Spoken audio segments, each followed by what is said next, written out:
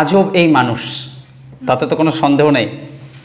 আজব মানে কি, যখন আমরা বলি যে এই লোকটা কি আজব নাকি, একেবারে কেমন আচরণ করছে, এই রকম চুল টুল কেটেছে, হ্যাঁ এ আজব একেবারে। তো এই আজব বলতে আমরা কি বোঝালাম? অদ্ভুত, তাই না? অদ্ভুত একেবারে।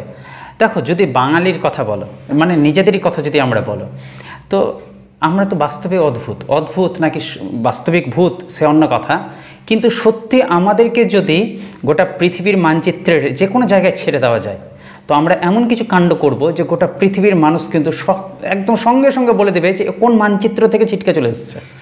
এমন আমরা অদ্ভুত জাতি। এবং আমাদের সম্পর্কে কে খুব ভালো কথা বলেছেন?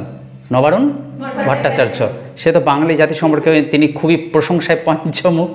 তো সেই দিক থেকেও যদি বিচার করা যায়, তো আমরা সত্যি আজব।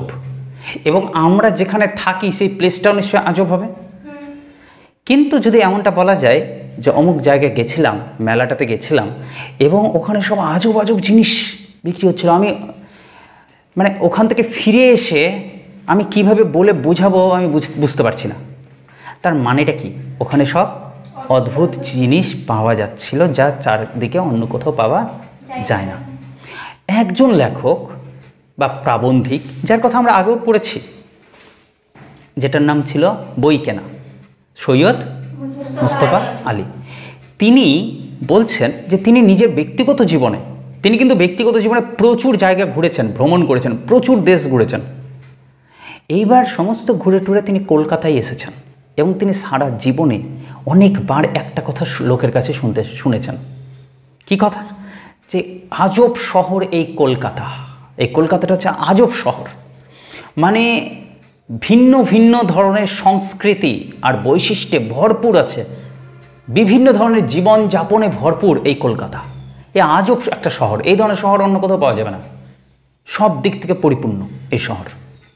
এটা কথা তিনি সব দিন শুনেছেন। কিন্তু যে ব্যক্তি বিভিন্ন দেশ বিদেশ ঘুরেছেন সারা জীবনে, তার কাছে কলকাতা তো একটা সামান্য হওয়াই উচিত। কিন্তু একদিন ওই কথাটার সাথে তিনি মিল খুঁজেছিলেন, আর সত্যিই পেয়ে গেছেন। তিনি মিল খুঁজছিলেন যে কলকাতাতে এমন কি আছে যার কারণে এত বড় বড় মানুষেরা সবসময় বলে গেছে আজব শহর কলকাতা, আজব শহর কলকাতা। বাট একটা জিনিস খেয়াল করবা, যদি তোমাকে কলম দিয়ে দেওয়া হয় হাতে, আর বলা হয় একটা টপিক সম্পর্কে, তোমার জানা টপিক, সেটা সম্পর্কে তুমি একটা ব্যাখ্যা লেখো, তুমি কি তোমার আঞ্চলিক ভাষা ইউজ করবা সেখানে? তো এই যে আমি ধরো কথা বলতে বলতে বললাম ইউজ করবা, দেখো এখানে আমি না তো বাংলা বললাম না তো ইংরেজি বললাম, এমন একটা জগা খিচুড়ি করে ভাষা বললাম যে মিশ্র ভাষা, বা যাকে বলা হয় ইতরজনিত ভাষা। তো সেই ভাষাটাতেও কি তুমি লিখতে চাইবা, নাকি নিখুঁত শব্দ প্রয়োগ করবা?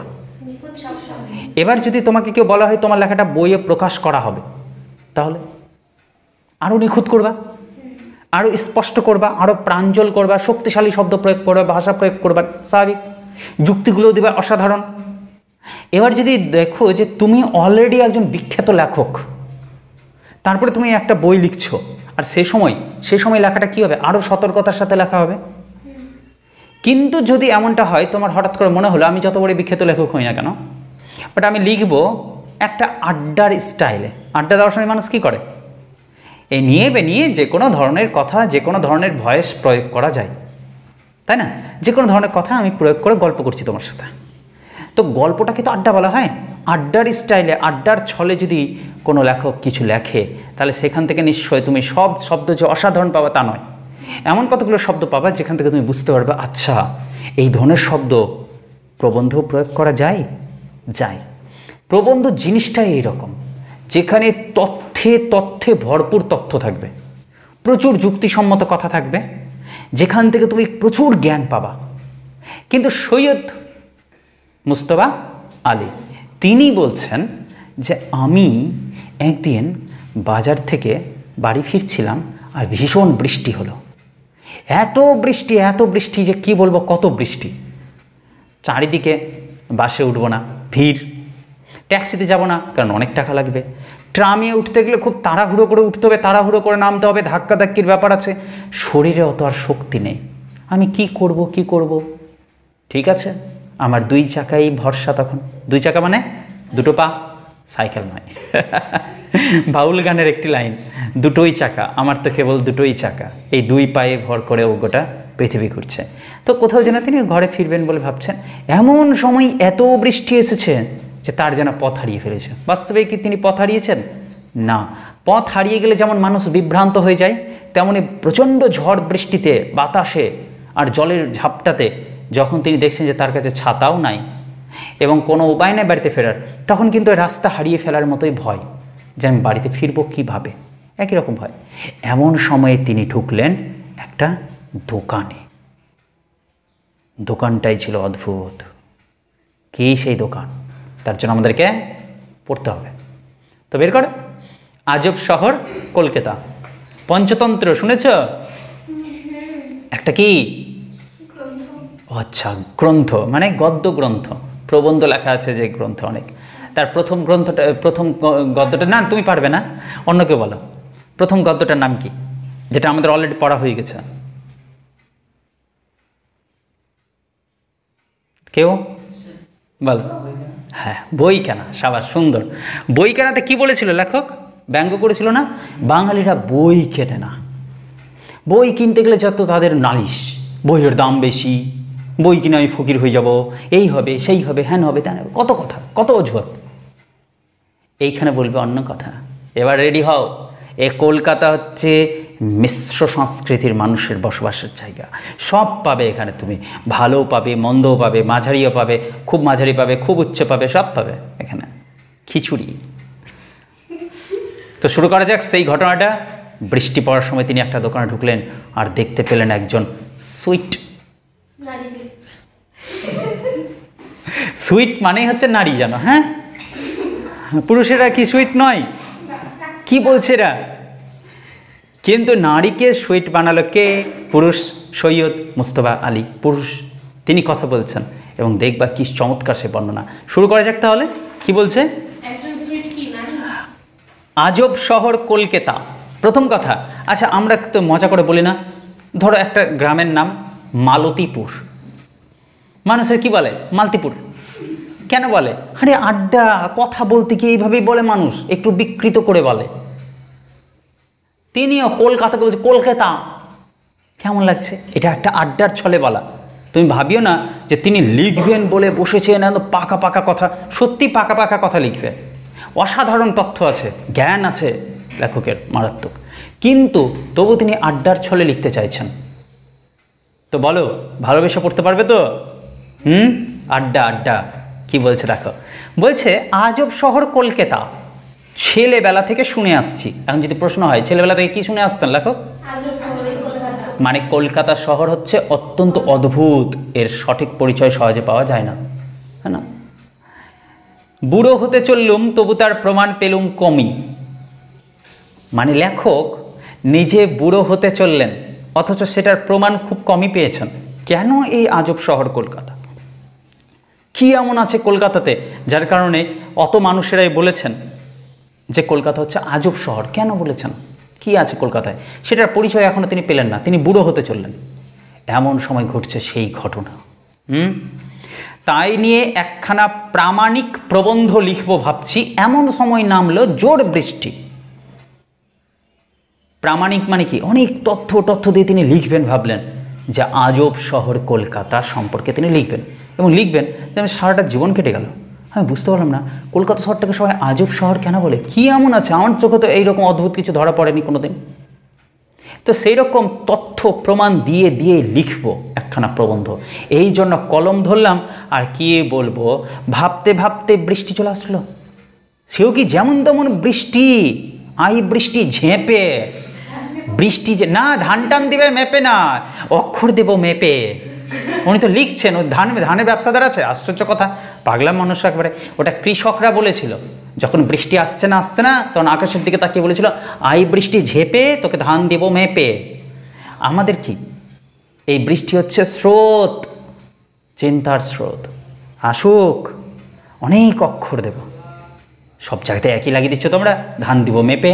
নেক্সট তাও কি বলছে, তাই নিয়ে একখানা প্রামাণিক প্রবন্ধ লিখব ভাবছি, এমন সময় নামলো জোর বৃষ্টি। সমীরণ কথার অর্থ হলো বাতাস। এবার ধরো বৃষ্টির সাথে সাথে কি বাতাস আসে? কেন? ওর কি সঙ্গী? বৃষ্টির একমাত্র সঙ্গী কে? বাতাস কি করে বুঝলে? হ্যাঁ, একসাথে আসে, তাই জন্য। বাতাস তো এমনি সবসময় থাকে না, তাই না? তো আচ্ছা, ঝগড়া হয়ে যায়, বাহ দারুণ। তো দেখো, সমীরণে পথ হারানোর বেদনা বেজে উঠল। কি চমৎকার কথা! সমীরণে পথ হারানোর বেদনা বেজে উঠল। তো মানুষটা খুবই লিখে সরু, বাতাস বইল তো রাস্তা হারিয়ে যাবে, যেদিক সেদিকে উড়ে চলে গেল না। বাতাস যখন ঝড় উঠেছে তখন বাস্তবেই ওর ভয় হচ্ছে, বাড়িতে ফিরতে পারবো তো এইরকম ঝড় বৃষ্টিতে? যদিও পথ হারায়নি তবু সমস্যাটা একই। ওই যে একটু আগে বললাম, বাস্তবে তো তিনি পথ হারাননি, কিন্তু এমন প্রাকৃতিক দুর্যোগ যে তিনি ভাবছেন এ অবস্থায় আমি বাড়িতে ফিরবো কীভাবে। এটাও সমান ভয়, রাস্তা হারিয়ে যাওয়ার যে ভয়, আর বাড়িতে ফিরবো কীভাবে এত সমস্যার মধ্যে, দুটোকেই তিনি ইকুয়াল হিসেবে দেখছেন। এই হচ্ছে লেখকদের বড় শক্তিশালী বৈশিষ্ট্য, যে তিনি কথায় কথায় অনেক কথা বলে দেন, কৌশলে অনেক কথা বলে দেন। কিছু নেই, তার মধ্যে অনেক কিছু আছে, এটা জানিয়ে দিয়ে চলে যায়। যেমন ধরে কি বলছে, সমীরণে পথ হারানোর বেদনা বেজে উঠল, কারণ যদিও পথ হারায়নি তবু সমস্যাটা একই, ছাতা নেই। হ্যাঁ, যেমনটা তোমাদের কাছে এখনো বর্ষাকাল, কিন্তু ছাতা নেই। যেই বৃষ্টি আসবে সেই মানে মারামারি হুড়োহুড়ি লাগিয়ে দেবে পরস্পরের সাথে। হ্যাঁ, তো ছাতা নেই, বর্ষাতি নেই। বর্ষাতি মানেই হচ্ছে ছাতা বা বর্ষার পোশাক, এক কথায় বর্ষাতি কথার অর্থই ছাতা। রহস্য করে বলছে, আমরা এইরকম বলি গল্প করার সময়, বাস্তবে লেখার সময় লিখি না। লেখার সময় আমরা বলি যে অমুকজন 1 কাপ চা নিয়ে আসলো, আর যখন আমরা কথা বলি, হে চাটা নিয়ে আয় না, চাটা, এই টাটা কি? আড্ডার সময়টা আমরা চাটা বলি, টেবিল ফেবিল বলি, বই টই বলি, কিন্তু লেখার সূত্রে সাবধান হয়ে যায়, এই টই ফই লেখা যাবে না। ওটা কেন লিখবো? লেখক কিন্তু এটা কেবলমাত্র ওই বিষয়নিষ্ঠভাবে রাখতে চাইছেন না, তথ্য নির্ভর রাখতে চাইছেন না। উনি বলতে চাইছেন আমি এটা আড্ডার ছলে লিখতে চেয়েছি। কিন্তু একজন জ্ঞানী ব্যক্তি আড্ডাই দিক আর যাই করুক, কলম ধরলেই কেবল জ্ঞান ছাড়া অন্য কিছু প্রকাশ পাবে না। তুমি অনেক তথ্য জানতে পারবা এখান থেকে। ছোট্ট একটা লেখা, অত্যন্ত ক্ষুদ্র মানের একটি, মানে মান বলে ভুল করলাম, ক্ষুদ্র আকারের একটি লেখা, সেটা খুবই অত্যন্ত উচ্চ মানসম্পন্ন লেখা। এটা তুমি একটু পরেই বুঝতে পেরে যাবা। কি বলছেন দেখো, বলছে যে ছাতা নেই, বর্ষাতি নেই, ট্রামে চড়বার মতো তাগদও আর নেই। কেন বলো তো? বয়স হয়েছেন তার, ট্রামে ধাক্কাধাক্কি করে তিনি চড়তেও পারবেন না। বাস মাথায় থাকুক, বাসের কথা মাথাতেই থাক বাবা, ওকে আমি আর ঢুকবো না, বাসে ওঠা যাবে না এত ভিড়টিরে।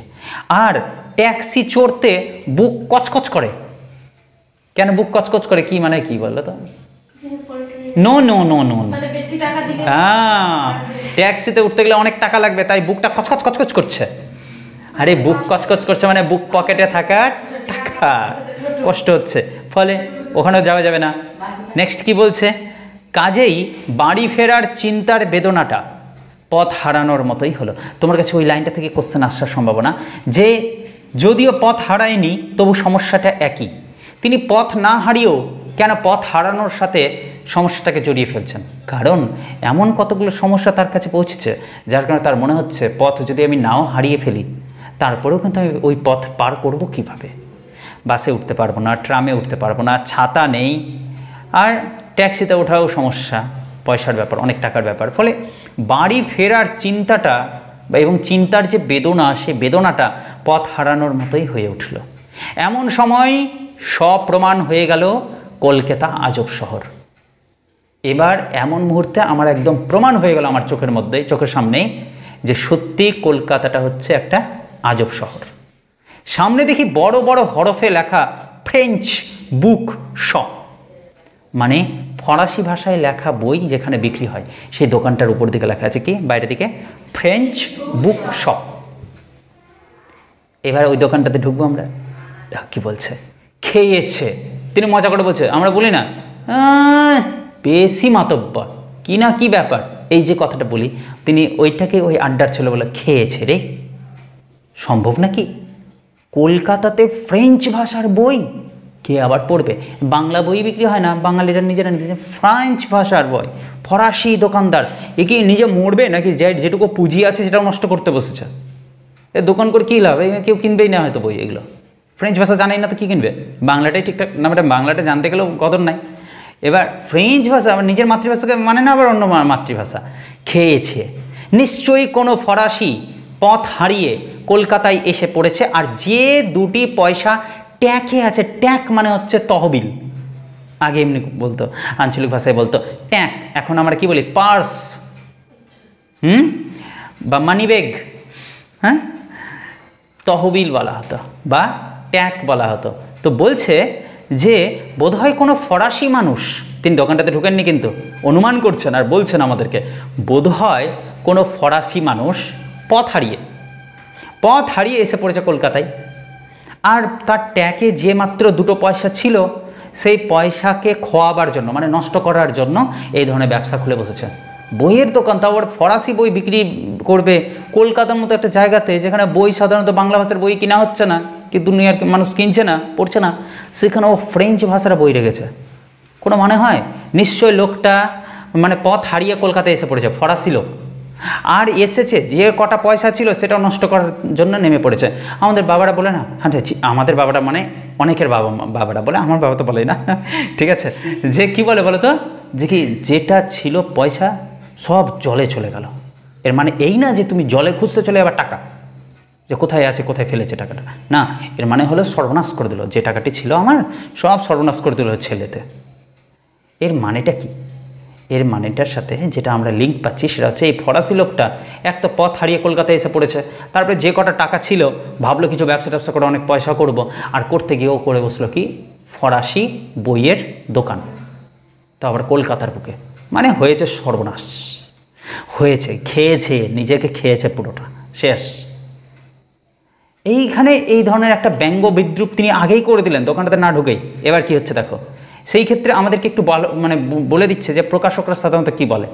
বাঙালি প্রকাশকরা বলেন, শুধু ভালো বই ছাপিয়ে পয়সা কামানো যায় না, রদ্দি উপন্যাসও গাদা গাদা ছাড়তে হয়। মানে বুঝলা, বাঙালি প্রকাশকরা যারা বই প্রকাশ করে তার কি বলে জানো, শুধু ভালো ভালো বই ছাপালেই হয় না, আজে বাজে পচা নোংরা বইও ছাপাতে হয়, সেগুলো অনেকে কেনে, ওগুলো সাজাতে গেলে নজর পড়ে মানুষের, দেখি কী আছে, আগ্রহ তৈরি হবে, কিনবে। নোংরা আজে বাজে বই, মতলব আবার কি, মানে কি বলবো, কুরুচিকর বই, আজে বাজে হয়তো ধরো দেখি একটা অপ্রাসঙ্গিক তথ্য দিয়ে ভরা বই হতে পারে, আর নোংরা যৌনতার বই হতে পারে, ডিরেক্ট সামনে দিকে রাখা আছে, লজ্জা লাগবে মানুষের দেখতে, তবু দেখবে।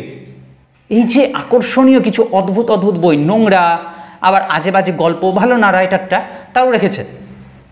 মানুষ সবসময় যে ওই বিখ্যাত লেখকের বই পড়ে তার কোনো কারণ নাই, কে আছে দেখি না, কী লিখছে দেখি একটু পড়ে, অদ্ভুত অদ্ভুত হয়তো মলাটের মতো ছবি আছে, অদ্ভুত হয়তো লেখা আছে, হেডলাইন দেওয়া আছে, সেই হেডলাইন দেখে ওর মনে হচ্ছে যে কি কিছু তো ব্যাপার আছে, দেখি তো কী বলছে। হ্যাঁ, আমাদের আগের কথা, মেলা টেলাতে গেলে তো বই টইয়ের দোকান থাকে, তখন খুব ভালো ভালো বইগুলো ছিল, হঠাৎ করে একটাতে লেখা আছে মাত্র 2 মিনিটে বশীকরণ। কী আছে 2 মিনিটে বশীকরণ? আমার মাথায় তখন মতলব আসলো যে আমার বাবা তো আমাকে পছন্দ করে না, মানে যাই করি না কেন বকে দেয়, সবসময় বলে যে কি পাশের বাড়ির বন্ধুটা, মানে কাকুর ছেলেটা কি জেঠুর ছেলেটা বার কেউ ভীষণ ভালো, কি খেয়ে দেয়ে পড়ে ওরা। আমার কোশ্চেন হতো যে আমি কি খেয়ে দেয়ে যে পড়ি ভগবান জানে, কেন যে আমি এরকম হয়ে গেলাম। সেই দিন যখন আমি বুঝলাম যে 2 মিনিটে বশীকরণ হওয়া সম্ভব, তাও আর মাত্র 10 টাকার বই কিনে, এর চেয়ে বেস্ট উপায় আর কিছু হতে পারে না। আমি টুক করে বইটা নিলাম শুধু মলাটের ওই হেডলাইনটা দেখে, কিন্তু আশ্চর্য বলছি কি 10 মিনিটে বশীকরণ হবে। আমি মনে করলাম বাবাকে বশীকরণ করে নেব চিরকালের জন্য। এবার আমাকে গালিটা দেবে না, গালিটা দেবে ডিরেক্ট পাড়ার ওই ছেলেগুলোকে যারা ভালো রেজাল্ট করে, ঠিক আছে। তো এইবারে কি হলো যে ওই সময়টাতে আমি ওই বইটা খুলে দেখলাম যে ওখানে বিশাল লিস্ট দেওয়া আছে যে তন্ত্র সাধনার জন্য কি কি প্রয়োজন আছে, এইটা জিনিস দরকার, ওইটা জিনিস দরকার, ওইটা জিনিস দরকার, আর নাকি 33 দিন ধরে সাধনা করতে হবে, এই বলে জপ করতে হবে, ওইখানে তেল দিতে হবে, মোমবাতি পোড়াতে হবে, না মোমবাতির প্রদীপ পোড়াতে হবে, আর ইত্যাদি ইত্যাদি কী কী সব, তারপরে হবে বশীকরণ। 10 মিনিটে বলে বশীকরণ হয়ে যাবে, ব্যাস হয়ে গেল আমার 10 মিনিট কমপ্লিট। 10 টাকা দিয়ে কিনে নিয়ে চলে এসেছি বাড়িতে, বইটা ফেলা আছে। তো এগুলো বই রাখতে গেলে ব্যবসা হয়, এটা বাঙালি প্রকাশকদের বুদ্ধি। তো এই কথাটা যেহেতু বলেছে বাঙালি প্রকাশকরা, সেই সূত্রেই কিন্তু লেখকের এটা মনে পড়ে গেল। নিশ্চয়ই এখানে লেখা আছে ফ্রেঞ্চ বইয়ের শপ, ঠিক আছে। তো সেই দোকানে নিশ্চয়ই ফ্রেঞ্চ লেখা আছে, বাস্তবে হয়তো ফ্রেঞ্চ বই নাই, হতে পারে 2-1টা রাখা আছে, বাস্তবে আজে বাজে পচা পচা বই রাখা আছে বোধ হয়, এটাই ওর মনে হলো। সঙ্গে সঙ্গে একটা উদাহরণের কথা মনে পড়লো। উদাহরণটা হচ্ছে হাতির কথা। হাতির নাম শুনেছ? হাতির নামটা শোনোনি তোমরা? কি শয়তান! হাতির একটা কি যেন থাকে, আর তার পাশে আরেকটা জিনিস থাকে, ওই দাঁতটা দিয়ে কেউ চেবাই? নন নন নন নন, ওটা লোক দেখানোর জন্য। দোকানের ওই বোর্ডটা হচ্ছে লোক দেখানোর জন্য। বাস্তবে ভেতরে হয়তো আসল যে চিবানোর জন্য দাঁত, ওটা ভেতরে আলাদা দাঁত আছে, ওই দাঁত দেখা যায় না। আমার লেখকের মনে হলো বইয়ের দোকানের বাইরের দিকে যে ফ্রেঞ্চ বুক শপ লিখেছে, এটা লোক দেখানোর জন্য লিখেছে। হ্যাঁ, হতে পারে দোকানের সামনের দিকে গেলে 2-1টা হয়তো রাখা আছে ফ্রেঞ্চ বুক, কিন্তু আসলে চারিদিকে গাদা গাদা করে সাজানো আছে কি? অকার্যের বই, অখাদ্য কুখাদ্য বইগুলো সব সাজানো আছে। যেমনটা আসল কাজের জিনিসটা আছে লুকোনো, আর বাইরের দিকে লোক দেখানোর ব্যাপার আছে, তেমনই হাতির ক্ষেত্র হয়। বড় যে দাঁতটা, ওটা থাকছে লোক দেখানোর জন্য, আর আসলে চেবানোর জন্য, মানে খাওয়ার চেবানোর জন্য, ঠিক আছে? ওই দাঁত যেটা, সেটা থাকছে ভেতরে, ওটা দেখা যায় না, ঠিক আছে? ও তো এরকমভাবে মতলব করছে, দেখো দোকানে ঢোকার আগে ওগুলো মাথায় ঢুকুরছে, ঠিক আছে? তাই বলছে, কি বলছে দেখো এবার, বলছে বাঙালি প্রকাশকরা বলেন শুধু ভালো বই ছাপিয়ে পয়সা কামানো যায় না। রদ্দি উপন্যাসও গাদা গাদা, রদ্দি উপন্যাস বলতে আজে বাজে উপন্যাসও গাদা গাদা ছাড়তে হয়, মানে কি অনেক অনেক বই প্রকাশ করতে হয়, আজে বাজে বই। কথাটা যদি সত্যি হয় তবে শুধু ফরাসি বই বেচে এ দোকান মুনাফা করবে কি প্রকারে? মুনাফা মানে লাভ। এবার লেখকের মনে হচ্ছে যদি কথাটা সত্যি হয়, প্রকাশকদের কথা, তাহলে এই দোকানদার শুধুমাত্র ফরাসি বই বিক্রি করে আর কি এবং ইনকাম করে নেবে, সোজা কথা। তাই আন্দাজ করলুম, কি আন্দাজ করলুম? আন্দাজটা এই যে ফ্রেঞ্চ বুক শপ বোধ হয় হাতির দাঁতের মতো। এই যে কথাটা লিখেছে, এই কথাটা হচ্ছে হাতির দাঁতের মতো, মানে এই লেখাটা দিয়ে কাস্টমারকে কি করবে? আকর্ষণ করবে, আর ভেতরে ঢুকে দেখবে ভকাশ কিছু নেই, আজে বাজে বই সাজানো আছে, ওইরকম ব্যাপারটা। শুধু দেখবার জন্যে, চিবোবার জন্যে অন্য দাঁত রয়েছে লুকোনো, অর্থাৎ দোকানের নাম বাইরে যদিও ফ্রেঞ্চ বুক শপ, ভিতরে গিয়ে পাবো অন্য মাল। ভাষা দেখেছ? মাল, জিনিস, পণ্য সম্পর্কে তিনি বললেন। আসলে যে আগে বলেছি আড্ডার স্টাইলে উনি কিন্তু লিখছেন, তো এটা মাল বললেন তিনি। খুশবাই, এবার দেখো বইগুলোর নাম দিচ্ছে, কীরকম বই হতে পারে? খুশবাই, সাঁঝের পার, লধ্র রেণু, ওষ্ঠ রাগ, ওষ্ঠ ঠোঁট রাগ, কি বলবো, রাগ, রাগিনী, গানের যে বিভিন্ন সুর তান, ঠোঁটের সুর। তো ওই ধরনের বিভিন্ন ধরনের খারাপ, নোংরা, আবোল তাবোল বই নিশ্চয়ই সাজানো থাকবে। তুমি এগুলোকে ডিসকাস করতে পারবা না, ব্যাখ্যা করতে পারবা না নোটসের মধ্যে, তোমাকে লিখতে হবে যে কি তিনি বলেছেন যে বাইরের দিকে যতই চিকন চাকন বোর্ড লাগানো থাকুক না কেন, ভেতরে কিন্তু ওই খুশবাই, সাঁঝের পার, লধ্র রেণু, আবার ওষ্ঠরাগ, এই জাতীয় বইগুলোই পাওয়া যাবে, ঠিক আছে? সেই ভরসায় ঢুকলাম, দেখো লেখক সেই ভরসাতেই ঢুকলো, যেহেতু চারদিকে বৃষ্টি পড়ছে, যাই দোকানটাতে একটু ঘুরেই আসি। লেখক একটু আধটু কিন্তু ফ্রেঞ্চ ভাষা জানতেন, ফরাসি ভাষা জানতেন একটু আধটু, অনেক দিন ধরে চর্চা করেননি তো, তাই অতটা ভালো জানেন না, কিন্তু টুকটাক জানেন। ইংরেজিও বেশ ভালো জানেন, যেহেতু তিনি অনেক দেশ ঘুরেছেন এবং অনেক ভাষায় তিনি স্পেশালিস্ট ছিলেন, এক কথায় বহু ভাষাবিদ বলতে পারো তোমরা। তো তিনি কি করলেন? সেই ভরসায় ঢুকলেন। ভরসাটা কি বলো তো? নিশ্চয়ই ভেতরে গিয়ে দেখবো সেই রকম মানের কোনো বই নাই, এই মজা করে ওই ধরনের চিন্তা করেই ঢুকছে। দেখো এবার কি পাচ্ছে, সেই ভরসায় ঢুকলুম, বৃষ্টিটাও জোরে নেমেছে, না আজব শহর কলকাতাই বটে। এবার উনি বুঝতে পারলেন সত্যি শহর কলকাতাটা হচ্ছে খুবই আজব, শুধু ফরাসি বই বেচেই লোকটা পয়সা কামাতে চায়। বাহ, কলকাতাতে এই ধরনের তাহলে দোকানদার আছে। দেখো এক লাইনে ওর বলে দিল যে আমি যা যা ভাবছিলাম তা সব ভুল। কি বলল? শুধুমাত্র ফরাসি বই বিক্রি করে লোকটা পয়সা কামাতে চায়, পয়সা উপার্জন করতে চায়, বা লোকটা টাকা উপার্জন করতে চায়। গাদা গাদা হলদে আর সাদা মলাটোওয়ালা এন্তার ফরাসি বই, এন্তার মানে প্রচুর, এন্তার শব্দটা কিন্তু ফ্রান্সের ভাষা। তিনি কিন্তু আবার নিজের, দেখো কত দক্ষ এবং পণ্ডিত মানুষ, ফ্রান্সের শব্দ প্রয়োগ করে দিলেন। এন্তার ফরাসি বই, কিছু সাজানো গোছানো, কিছু যত্রতত্র ছড়ানো। এবার দেখো যদি তুমি আমার ঘরেই ঢুকে যাও তাহলে কি পাবা বলো তো? তোমাকে যদি আমি বলি যে যাও ওই বইটা নিয়ে আসো, তুমি খুঁজে পাবে না আমার ঘরে গিয়ে, কারণ আমার সবার জায়গাতে আছে বই, আর বই থাকার জায়গাতে হয়তো আমি, এইরকম ব্যাপারটা। মানে ধরো যে কি ওই ঘরের তো আর কোনো ঠিক ঠিকানা নেই, বাঙালিরা যেমন থাকে আর কি।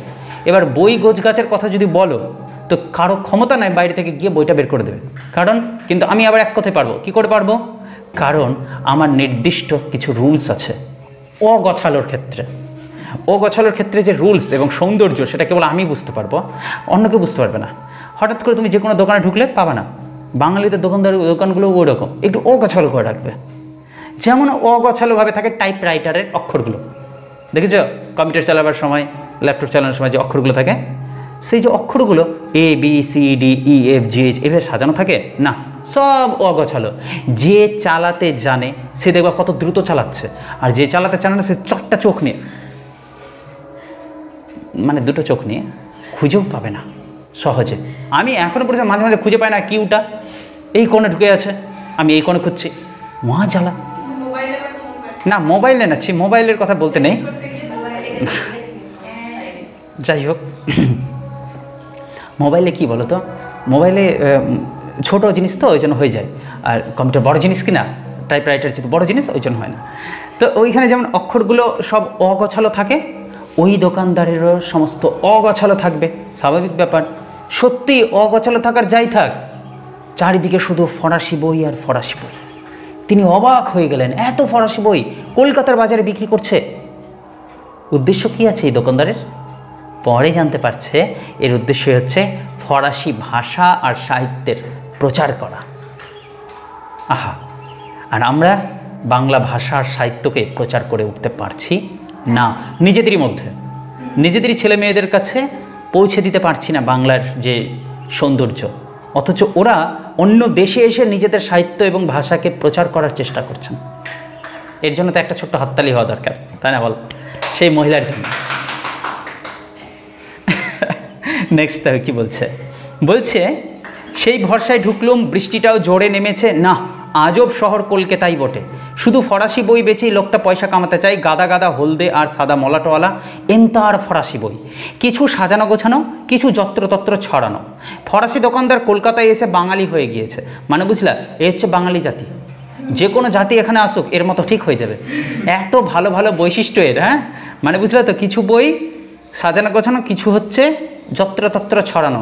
সাজানো গোছানোটা হচ্ছে ওদের বৈশিষ্ট্য, আর ছড়িয়ে ছিটিয়ে রাখাটা হচ্ছে আমাদের বৈশিষ্ট্য। আমাদের সাথে এসে ফরাসি দোকানদারটাও কিন্তু কলকাতাতে এসে কি হয়েছে, বাঙালি হয়ে গেছে, বাঙালির মতো স্বভাব পেয়ে গেছে সে। বাঙালি দোকানদারেরই মতো বইগুলো সাজিয়েছে, মানে বাঙালি দোকানদারের যেমন যেদিক সেদিকে যে কোনো যে বইটা ঢুকে দিল একবারে, ওই রকমই ও সাজিয়েছে দোকানটা। আপনাদের আশীর্বাদে আর শ্রী গুরুর কৃপায়, ভালো করে বুঝবে। হ্যাঁ, ধরো আমি এখন গেলাম কাঠিয়ারে, আর একজন রিক্সাওয়ালার সাথে কথা বলছি, এবং সেই কথাটা যদি রেকর্ড করা হয়, রিক্সাওয়ালার সাথে কোন ভাষায় কথা বলতে হবে, হিন্দিতেই কথা বলতে হবে, স্বাভাবিক ব্যাপার। এবার সেটা যদি রেকর্ড করা হয় তো যে কোনো ভালো মানুষ, উপযুক্ত মানুষ সঙ্গে সঙ্গে হার্ট অ্যাটাক করতে পারে আমার সেই হিন্দি শুনে। কেন? কারণ সেটা আমার মাতৃভাষা নয়। আমি যেমন তেমন করে ব্যাকরণের গোষ্ঠী উদ্ধার করে দিয়ে, শ্রাদ্ধ শান্তি করে দিয়ে আমি ওখানে মানে কোথায় যে আমরা ক্রিয়াপদ বসাবো, কোথায় অব্যয়পদ ব্যবহার করব, আর কোথায় যে আমরা ই প্রত্যয় আ প্রত্যয় যোগ করে রেখে দেবো, ঠিক আছে, তার তো কোনো সীমানা নেই, তাই না? তো সেই রকমই তিনি করছেন। তিনি এবার ফরাসি ভাষায় যখন কথা বলা শুরু করেছেন সেই দোকানদারের সাথে, আর কোথায় যাই, ব্যাকরণের পুরো শ্রাদ্ধ শান্তি করে দিও। তিনি কি বলছেন? আপনাদের আশীর্বাদে, মানে আমাদের সবার আশীর্বাদে, আর শ্রী গুরুর কৃপায়, গুরুদেব যে তাকে শিখিয়েছে, হয়তো ফরাসি ভাষা একসময় শিখিয়েছিল, তার কৃপায় তখন ব্যাকরণকে গঙ্গা যাত্রায় বসিয়ে, মানুষ মরে যাওয়ার পর তার আত্মা শান্তির জন্য আমরা কি করি বলতো, তার দেহের যে ছোট্ট অংশটা থাকে পুড়তে পুড়তে ছোট হয়ে যায়, ওই ছোট অংশটাকে গঙ্গায় দান করতে হয়।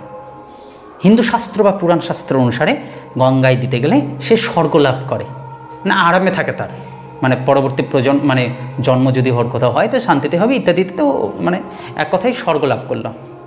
তো তিনি কি করলেন, ব্যাকরণকে স্বর্গ শান্তি করে দিলেন।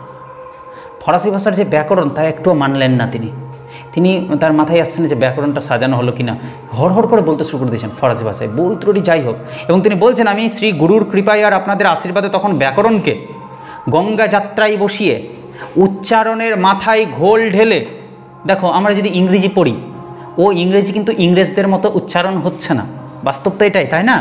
আমাদের ইংরেজি হচ্ছে কি, this is a poor man.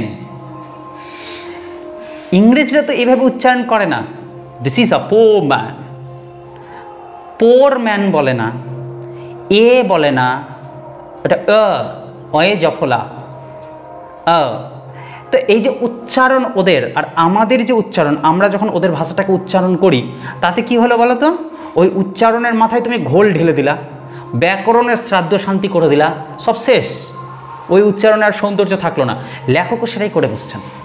তিনি কি বলছেন, উচ্চারণের মাথায় ঘোল ঢেলে চালালুম আমার ধ্যান মার্কা। ধ্যান মার্কা মানে কি, আমরা ধ্যান মার্কা কাকে বলি, ধরো যে লোফার ছেলেরা রাস্তায় ঘুরে বেড়াচ্ছে, আমরা এগুলো হচ্ছে ধ্যান মার্কা ছেলে, ফালতু মার্কা ছেলে একেবারে, ঠিক আছে? তো আমি যে ভাষাটাই উচ্চারণ করলাম, কথা বললাম, সেটা হচ্ছে ফরাসি শ্যাম্প্যান। শ্যাম্প্যান হচ্ছে সেই আঙুরের রস যেটা ফ্রান্সে তৈরি হয়, মূলত আঙুর দিয়ে তৈরি করা রস।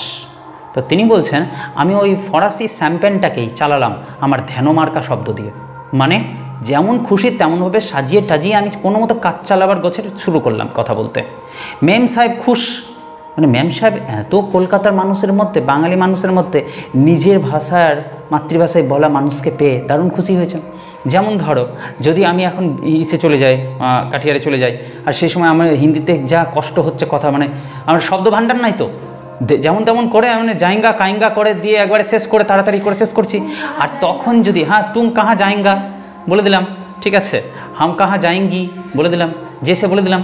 এবার ওই রিক্সাওয়ালা বা সেই রিক্সা চালক যদি হঠাৎ করে আমার সাথে বাংলায় কথা বলে, আতকাচরাভাবেই বলছে বাট বাংলায় বলছে, তাহলে কেমন হতে পারে আমাদের আনন্দ, স্বস্তি, যাক বাড়ি বাঁচা গেল। আমি তো শব্দই পাচ্ছিলাম না, আমি খাইঙ্গা আর জাইঙ্গা ছাড়া কিছু বুঝি না, আমরা ওই সব কিছুর শেষে ইঙ্গা ইঙ্গা যোগ করে দিই, ঠিক আছে? তো এইবারে লেখকের সাথে তেমনটা হয়েছে। লেখক গিয়ে যখন ফরাসি ভাষায় কথা বলা শুরু করেছেন, দোকানদার যে ম্যাম সাহেব ছিল ভীষণ খুশি। কেন? এতদিন পর নিজের দেশ ছেড়ে এত দূর পর্যন্ত চলে এসেছেন তিনি ব্যবসায়িক সূত্রে, আর এখানে এসে শুনতে পাচ্ছেন তাদের ভাষায় কেউ কথা বলছে। এতদিন পর নিজের মাতৃভাষায় কথা বলতে পেরে ও আরাম পেয়েছে। আম্মতর, আর আমি সেই ভাষায় কথা বলতে পারে আরও বেশি খুশি। আম্মতর মানে হচ্ছে আমিও, মানে ও কি খুশি। যেমন ধরো আমি আর তোমার মধ্যে যখন, আমাদের মধ্যে যখন দেখা হবে হঠাৎ করে আচমকা, যেমন আমি তোমার বললাম হয়, তোমার হ্যালো, এত খুশি আমরা ইংরেজি বলতে পেরেছি পরস্পরের মধ্যে। দুইজন বাঙালির কথোপকথনের মধ্যে ওই দুই বাঙালির সবচেয়ে বেশি খুশির কখন মুহূর্তটা জানো, যখন তারা পরস্পরের মধ্যে ইংরেজি কথা বলতে পারে। খুব খুশি তারা, আমরা ইংরেজিতে কথা বলতে পেরেছি, গুড ইভিনিং, তারপরে কিন্তু সব বাংলায় শুরু হয়ে গেছে। কিন্তু ওই যে হ্যাঁ হতে পারে এইসব কথা, তো তখন যে আমরা ভীষণ খুশি এবং অত্যন্ত সন্তুষ্ট যে না আমি ইংরেজিতে বলতে পেরেছি। ও উল্টো দিকের মানুষটা কিন্তু দারুণ আনন্দে, কারণ সেও ইংরেজিতে বলতে পেরেছে। এই ক্ষেত্রেও তাই হয়েছে। ওই মহিলা, ফরাসি মহিলা এতদিন পর নিজের ভাষায় কথা বলতে পেরেছে স্বতঃস্ফূর্তভাবে, ও খুশি। তার সামনের দিককার মানুষটা যে ফরাসিতে কথা বলতে পারছে, সে তার চেয়ে আরও বেশি খুশি, যাক আমি বলতে পারছি, মানে আমার ভুল ত্রুটিগুলো এ ধরছে না, ঠিক আছে? এমনিতে ব্যাকরণ ট্যাকরণ তো শেষ করে দিয়েছে, উচ্চারণ তো শেষ হয়ে গেছে ফরাসির। অতি সযত্নে তিনি আমার বইয়ের ফর্দ টুকে নিলেন। এবার ওই দোকানদার মহিলা কী করলো, যে খুব সযত্নে লেখকের কাছ থেকে জানলো যে লেখক কী কী বই চাই ফরাসি ভাষার, এবং তিনি ফর্দটা টুকে নিলেন। বই আসা মাত্র আমায় খবর দেবেন সে ভরসাও দিলেন, মানে বুঝলা বইটা আসতে গেলে তিনি খবর দিয়ে দেবেন, লেখক গিয়ে বইটা কিনে নেবেন, ঠিক আছে? সঙ্গে সঙ্গে 7 সমুদ্র 13 নদীর এপারে বিদেশির সঙ্গে মাতৃভাষায় কথা কইতে পাওয়ার আনন্দে সুখ দুঃখের 2-4টা কথাও বলে ফেললেন। কে? দোকানদার মহিলাটি, ফরাসি নারীটি। কি বললাম, ফরাসি মহিলা বলছে যে 7 সমুদ্র 13 নদী পার, এটা মানে এই না যে সত্যি সত্যি 7টা সমুদ্র পার করে 13টা নদী পার করতে হয়েছে, আসলে অনেকটা দূরত্ব বোঝাতে 7 সমুদ্র 13 নদী বলা হয় কথার মানে, ঠিক আছে? এতটা দূরত্ব পার করে এসে এই বিদেশে এসে ওই মহিলা যখন নিজের ভাষায় কথা বলার লোক পেয়েছে, খুব খুশিতে ও 2-4টা মনের কথাও বলে বসলো। সংসারে দুঃখ কষ্ট, আর আমাদের কি আছে, আমাদের বাঙালিরা কি হয়, শুরুটা করবে তুমি কেমন আছো, আর মুহূর্তে কয়েক সেকেন্ডের মধ্যে বলবে আমি কেমন আছি, নিজের কথাটাও বলবে। ওটা বলতে গেলে ওর শান্তি, আরাম, আনন্দ। তো কোথাও যেন ওই যে কলকাতা থাকছে না, তো বাঙালির বৈশিষ্ট্য ও পেয়ে যাবে। পেয়ে যাবে। তো ও সেটাই করেছে, অনেকদিন পর মানে কারোর সাথে নিজের সুখ দুঃখ শেয়ার করার সুযোগ পেয়েছে, বকে যাচ্ছে, মনের কথাও বলে যাচ্ছে, ঠিক আছে। তো বলছে 2-4টা কথা মাতৃভাষায় কথা বলতে পেরে এত আনন্দে আর সুখ দুঃখের 2-4টা কথাও তিনি বলে ফেললেন। মাত্র 3 মাস হলো এদেশে এসেছেন। তাহলে তিনি ফ্রান্স থেকে এসেছেন এই ভারতবর্ষে কদিন হলো? 3 মাস হলো। তাই ইংরেজি যথেষ্ট জানেন না। তিনি তো আর ইংল্যান্ডের মানুষ না যে ইংরেজি জানবেন। তিনি ফরাসি ভাষা জানেন, ফ্রেঞ্চ ভাষা জানেন, কিন্তু এই দেশের মানুষ তো ফ্রেঞ্চের তুলনায় মোটামুটি ইংরেজি জানে। এই দেশের মানুষের সাথে কথা বলতে গেলে হয় বাংলায় কথা বলতে হবে, কলকাতায় মানুষের সাথে, নাহলে ইংরেজিতে বলতে হবে। তিনি বাংলাও বোঝেন না, ইংরেজিও ভালো বোঝেন না, বোঝেন ফ্রেঞ্চ ভাষা। এবার এখানকার মানুষ যখন কথা বলতে আছে হয় বাংলাতে বলছে, নাহলে ইংরেজিতে বলছে। তিনি ইংরেজিটা খুব এবড়ো খেবড়োভাবে বলছে এবং বুঝতে পারছেন খুব একটা ভালো মহিলাটি। লেখক যখন ইংরেজিতে কথা বলা শুরু করছে তখন ওই মহিলা কিন্তু খুবই সমস্যায় পড়ে যাচ্ছে, কথা বলতে পারছে না। তখন তিনি রিকোয়েস্ট করছেন লেখককে, আপনি ফ্রেঞ্চ ভাষাতেই কথা বলুন, আমরা একটু বুঝতে অসুবিধা হচ্ছে। এই কথা শুনে লেখকের মানে বুঝতে পারছো তো ভাও ভীষণ উঁচুতে উঠে গেছেন তিনি, যে যাক তিনি ইংরেজি বুঝতে পারছেন না, ঠিক আছে কোনো ব্যাপার না, ফ্রেঞ্চ ভাষায় কথা বলতে বললে আমি সেটাও বলতে পারবো, কোনো ব্যাপার না। কিন্তু ওই বহুদিনের পর তো চর্চা করছি তো তাই একটু আমার সমস্যা হচ্ছে কথা বলতে, কিন্তু কোনো ব্যাপার না। এই ফরাসি মানুষদের একটা বৈশিষ্ট্য হলো যে এরা যদি কারো মধ্যে 100টার মধ্যে 70টা খারাপ বৈশিষ্ট্য দেখে তবু তারা ওই খারাপটা নিয়ে চর্চা করে না। 30টা যদি ভালো দেখে বৈশিষ্ট্য, ওই 30টা ভালো বৈশিষ্ট্য নিয়েই চর্চা করে।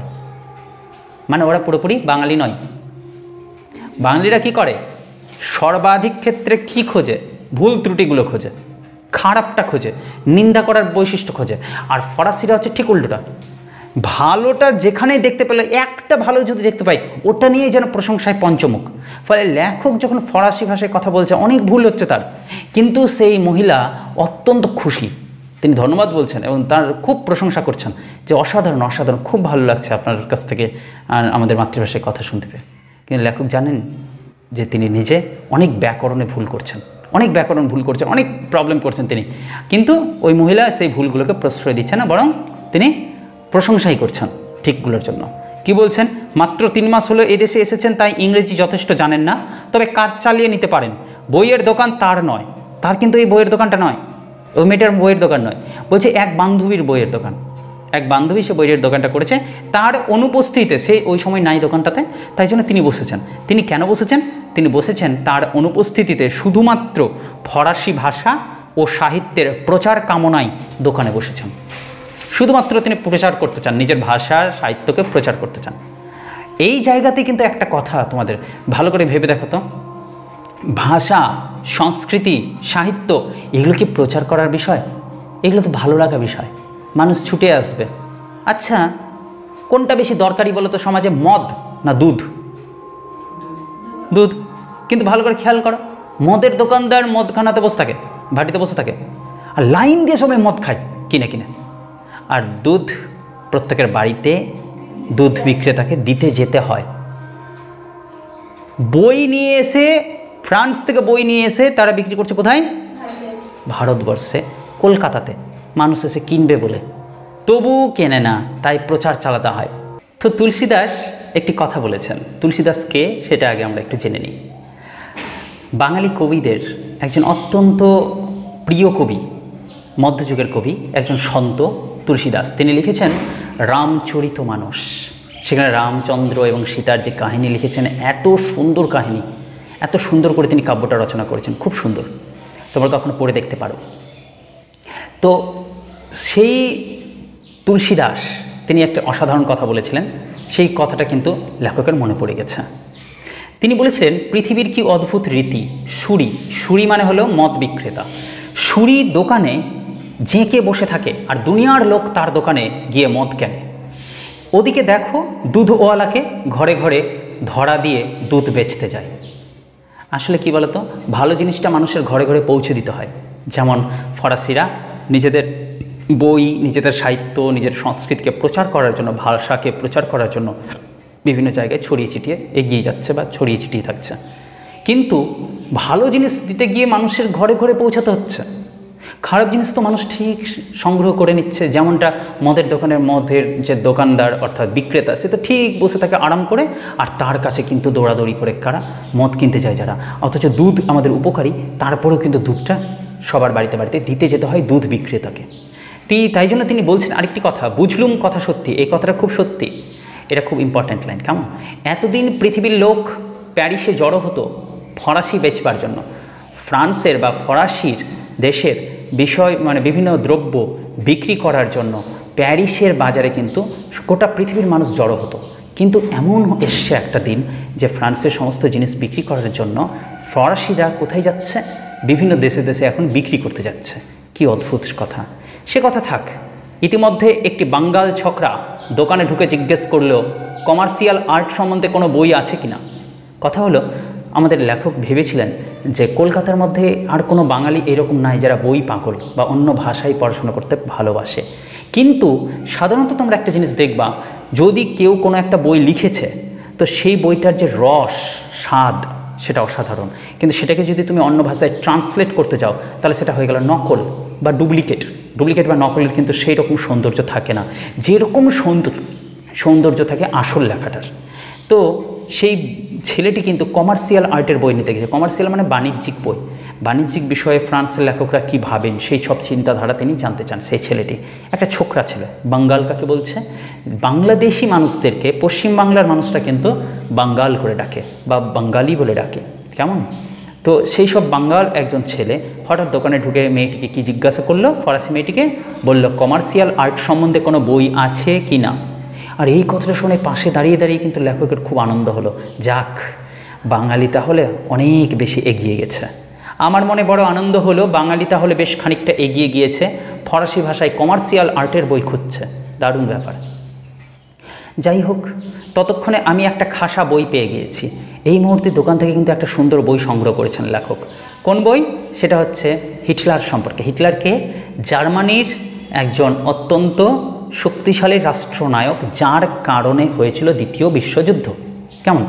এই হিটলার জার্মানির ছিল, আর জার্মানির সাথে ফ্রান্সের সব দিনই একটা শত্রুতার সম্পর্ক ছিল। যে মুহূর্তে হিটলার আক্রমণ করেছিল, মানে জার্মানি আক্রমণ করেছিল পোল্যান্ড, সে মুহূর্তে পোল্যান্ডকে বাঁচানোর জন্য ইংল্যান্ড আর ফ্রান্স একসাথে যৌগভাবে তারা যুক্ত হয়ে কাকে আক্রমণ করেছিল? জার্মানিকে। এই শুরু হয়েছিল 1939 খ্রিস্টাব্দে কিন্তু দ্বিতীয় বিশ্বযুদ্ধ। তো সেই দ্বিতীয় বিশ্বযুদ্ধের আগে থেকে এবং তার পরবর্তী সময় কিন্তু ফ্রান্স আর জার্মানি একে অপরকে একদম সহ্য করতে পারে না। তাহলে এই জার্মানির যে এত উগ্র এবং নৃশংস নিষ্ঠুর রাষ্ট্রনায়ক ছিল, একনায়কতন্ত্র প্রতিষ্ঠাকারী বা স্বৈরাচারী শাসক যার নাম হিটলার, এই হিটলারকে গোটা বিশ্ব পছন্দ করে না। বাট সেই সময়টাতে একজন ফ্রান্সের লেখকের দৃষ্টিতে কেমন ছিল এই হিটলার, সেই নিয়ে একজন ফ্রান্সের লেখক একটা বই লিখেছেন হিটলার সম্পর্কে, আর সেই বইটা হাতে পেয়ে গেছে লেখক আমাদের সৈয়দ মুস্তফা আলী। তো সঙ্গে সঙ্গে সে বইটা পড়ছেন। এবার কি বলছেন? নুরনবার্গ হচ্ছে একটি শহরের নাম। নুরনবার্গের মামলা মকদ্দমায় যেসব দলিল দস্তাবেজ পাওয়া গেছে, সেই সময়কার দলিল দস্তাবেজগুলো পাওয়া গেছে, সেইগুলো দিয়ে হিটলারের সম্পর্কে তিনি জানতে চেষ্টা করেছেন। তাই দিয়ে গড়া হিটলার চরিত্র বর্ণন, হিটলার সম্বন্ধে তার দুশ্মন ফরাসিরা কীভাবে তারও পরিচয় বইখানাতে আছে। হিটলার সম্পর্কে তার শত্রু ফরাসিরা কি মনে করে সেই সব কিন্তু ওই বইতে আছে। তো লেখক সৈয়দ যে মুস্তফা আলী, তিনি কিন্তু এই হিটলারের সম্পর্কে সে বইতে কি লেখা ছিল সেই সবই কিন্তু বলবেন আমাদেরকে, এই জন্যে কলম তুলেছিলেন আর লিখেছিলেন আজব শহর কলকাতা। কিন্তু আশ্চর্য, লিখতে লিখতেই তিনি এমন কি করলেন যে ওই ভূমিকা হয় না, ভূমিকা লিখতে লিখতেই তার কলমের কালি ফুরিয়ে গেল, রাত্রি থেকে ভোর হয়ে গেল। সঙ্গে সঙ্গে তিনি ভাবছেন আর লেখা হবে না আজকে, মানে এই ভূমিকাটুকু লিখেই শেষ হয়ে গেল। এবং ভূমিকাকে বাংলা ভাষায় খুব ভদ্র ভাষায় বলা হয় কি? গৌরচন্দ্রিকা। কেন গৌরচন্দ্রিকা জিনিসটা কি? আমাদের যে অষ্টপ্রহর ষোলপ্রহর যে কীর্তনগুলো হয়, জানো বোধ হয় তোমরা, রাধাকৃষ্ণ বিষয়ক যে কীর্তন, সেই কীর্তন হওয়ার পূর্বে কিন্তু কীর্তনীয়রা কি করে? গৌরাঙ্গকে কেন্দ্র করে রাধাকৃষ্ণ বিষয়ক বিভিন্ন পদাবলী আলোচনা করে বা গান গেয়ে শোনায়। তো গৌরাঙ্গ বা শ্রী চৈতন্যকে কেন্দ্র করে যে গানগুলো গায় সেগুলোকে বলা হয় গৌরচন্দ্রিকা, মানে ভূমিকা করা। ভূমিকা শব্দটার ভালো অর্থ হচ্ছে গৌরচন্দ্রিকা। তো লেখক এই হিটলারের সেই বইটি সম্পর্কে বলবেন বলেই কিন্তু প্রবন্ধ লিখতে শুরু করলেন, অথচ কী আশ্চর্য, একটা পাতা পুরোপুরি পরিপূর্ণ হয়ে গেল, কিন্তু তিনি ভূমিকা তার শেষ হলো না। হঠাৎ করে তার মনে পড়ছে, কি মনে পড়ছে? এই বইখানার পরিচয় আপনাদের দেব বলে লেখাটা শুরু করেছিলাম, কিন্তু গৌরচন্দ্রিকা শেষ হতে না হতেই ভোরের কাক কা কা করে আমায় স্মরণ করিয়ে দিলে কলম ফুরিয়ে গিয়েছে, আরেক দিন হবে। এক তো ভোর হয়ে গেছে, রাত্রি ছিল, রাত্রিবেলা লিখতে শুরু করছিল এবং লেখকের ওই ভোর হয়ে গেল এবং তার পাশাপাশি কলমের কালি শেষ হয়ে গেল। ফলে তিনি বললেন অন্য কোনো দিন সেই হিটলারের হিটলারের সম্পর্কে দেওয়া বইটি সম্পর্কে আলোচনা করব।